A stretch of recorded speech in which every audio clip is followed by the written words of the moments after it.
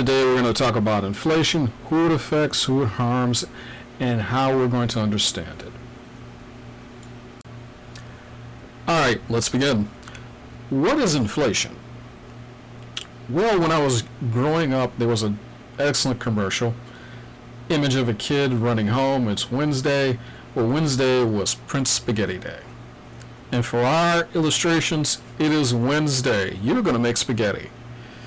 Your favorite recipe, whatever that is. You go to your local grocery store, you put all the items in the basket, you're ready to check out.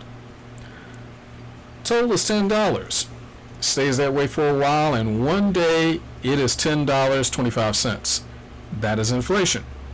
On the other hand, if the price actually goes to $9.75, there's deflation.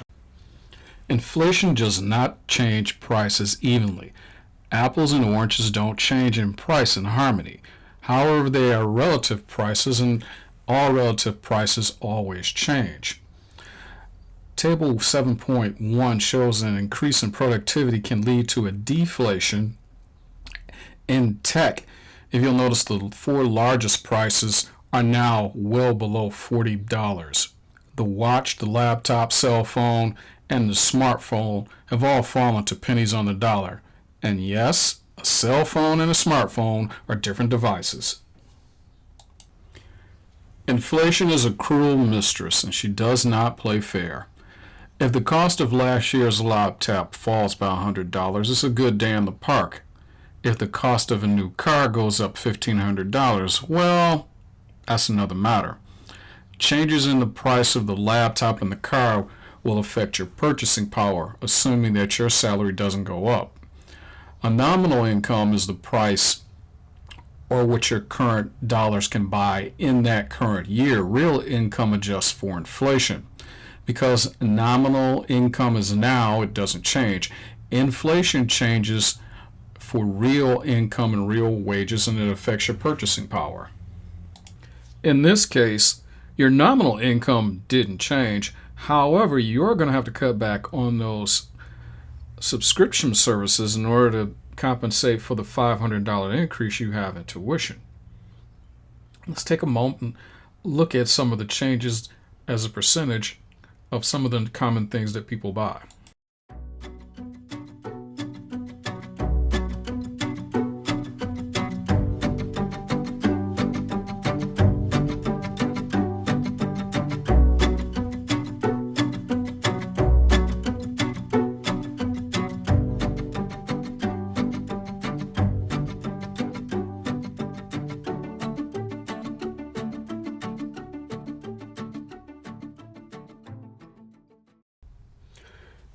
Income is the second distribution effect of inflation. If the consumer is on a fixed income, like a pension, their purchasing power is reduced. The income does not stretch as far as it once did. However, some people are experiencing an increase in their salary that outpaces inflation. Hence, their purchasing power is increased, and it's a good day in the park. For the buyer, income effects is just a new price. For the seller, it's a little more profit. Inflation implies higher prices equal higher wages. Our general economic theory tells us that wages must increase with inflation. Historically, incomes have risen with inflation as workers demand higher wages to keep up with the cost of living. The story of wealth is as old as time. Buy assets, don't create liabilities. Money is a great servant, while debt is a horrible master. In other words, don't buy a lot of junk you don't need. Keep your money, become really famous at the bank. To review, the three effects of inflation distribution are price, income, and wealth. As those three go up, we are worse off. The last two we'll discuss on this topic are social tension and money illustration. Social tension is the discussion between the haves and the have-nots. As you can imagine, the have-nots are not having it. The top 2% control over 34% of the wealth in the United States, or about $67 trillion with a T. The bottom 50% own 5.3% of the wealth, or around $12 trillion. As you can imagine, this will lead to some animosity between the social groups. The money illusion is a wonderful trip down memory lane. Back in the day, the candy bar, yes, it was a nickel. What is not included in the illusion is the wages back in the day. While it's true that the cost was a lot lower for the candy bar, people tend to forget their salaries were also a little lower back in the day as well. What are some of the micro consequences of inflation? One thing is uncertainty. Should you make a major purchase, house, car, whatever it may be, the price may be higher or lower in the coming seasons. It's amazing how oil refineries always do their maintenance during the holiday driving season. Speculation. People making large bets. Sometimes that is a problem. It may downturn or crash the entire economy. Bracket creep. You make more money, you fall into a higher tax bracket, which is much better than you starting to lose money and fall into a lower tax bracket. Deflation. While most people think that falling prices is a great thing, in some instances it's not, depending on who you are and where you are on the side of this particular equation. Let's say you make a widget and it costs you $20 to make. Due to an economic downturn, you cannot sell it for $25, you can only sell it for $19.75. You, the seller, are starting to lose money. Why does every country, and you for that matter, need to understand if inflation exists? Well, so that the government and you can adjust or make adjustments to policies to gauge and try to control inflation. It's also helpful to understand when and where the inflation is and who will be affected by it. We generally measure it by something we call the Consumer Price Index, which measures the changes of goods and services. This is done annually, and once we have a set level, we gauge it any adjustment from one year to the next. You may remember this basic formula from your math classes. To get the information needed to create the CPI, the Bureau of Labor Statistics conducts a survey of families asking about their spending habits.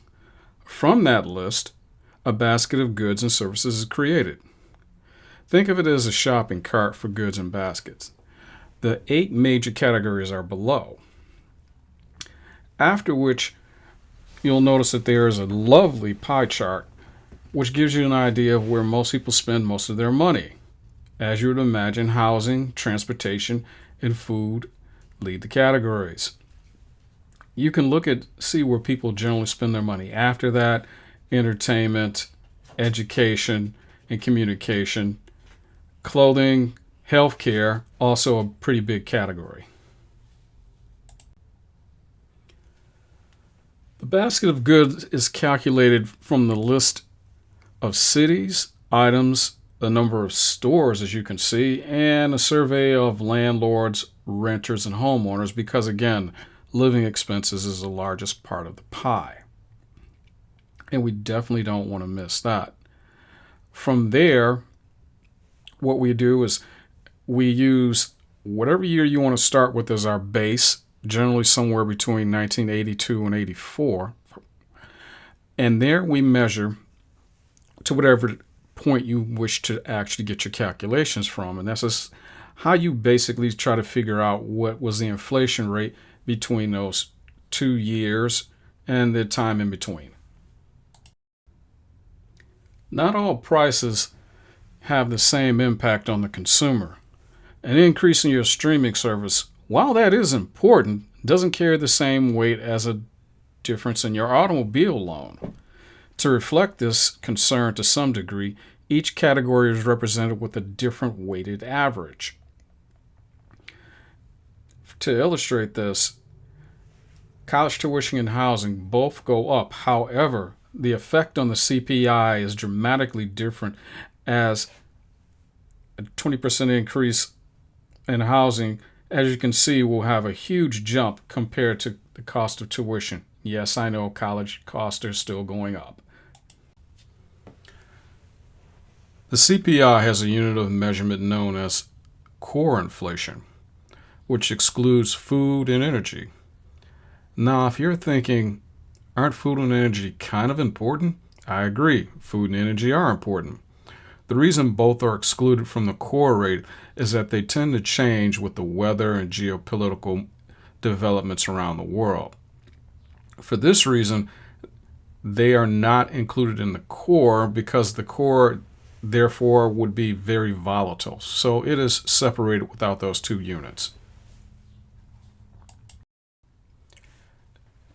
In addition to the CPI, the government has 3 indices that track the supply side of the market as well.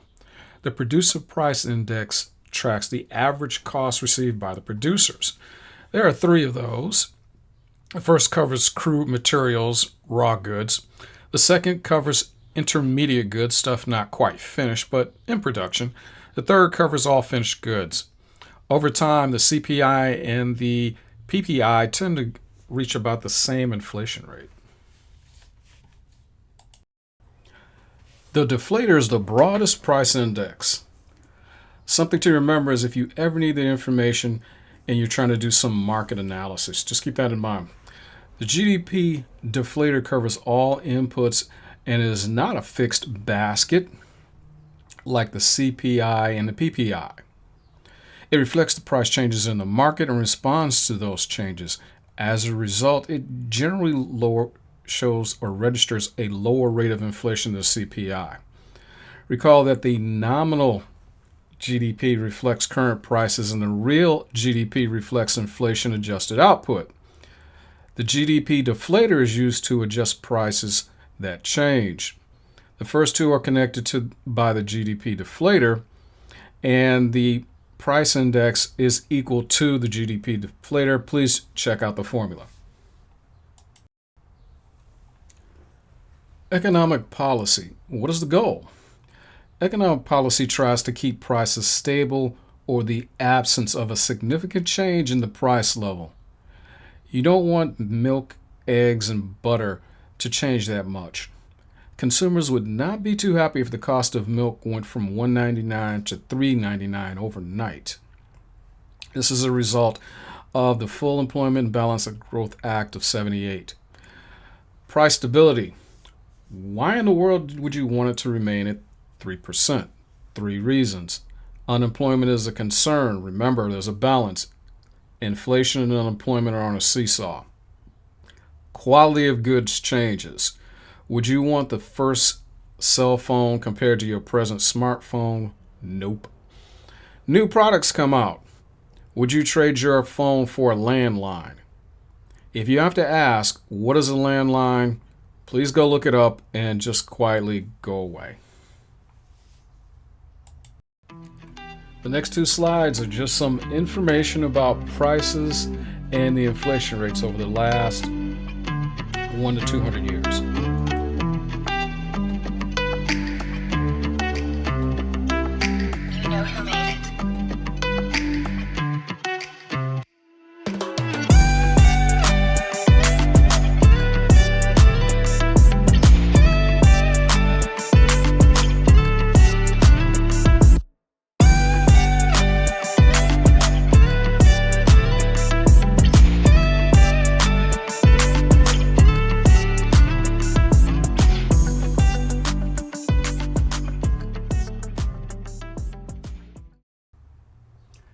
Now, what causes inflation? Our old friend, supply and demand. Demand pull inflation is too much money chasing too few goods. Think of an auction.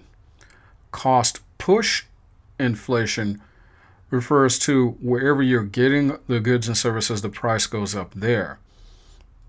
If I'm the business owner of the shady office supplies service. You want a raise, I have to raise prices in order to get you that raise. So it's a vicious cycle. And there are mechanisms to protect yourself from inflation. One is called a COLA, or a cost of living adjustment. This is typically something that happens in Social Security. The other is you can protect yourself on the downside or take advantage of it. In mortgages, there is an option called an ARM. If the interest rates drop or inflation falls, you get the lower rate. And finally, we'll close out with a review of what happens to your purchasing power based on the interest rate and a policy question at the end.